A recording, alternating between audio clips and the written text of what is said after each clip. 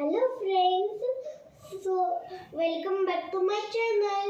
I am Rushabh.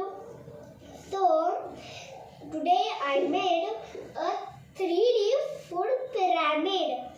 So in there are 4 layers: first, second, third, fourth, and we should eat little bit less than first layer, and at the second layer we should eat little less than this first layer, and at the second layer, at the third layer we should eat little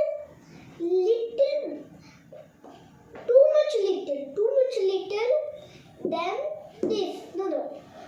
Too much less little than this. So at the fourth layer, at the top there is Dairy Milk Cadbury chocolate, which we should not eat too much. And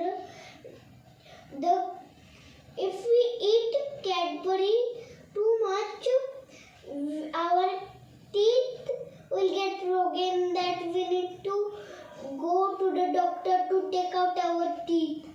No.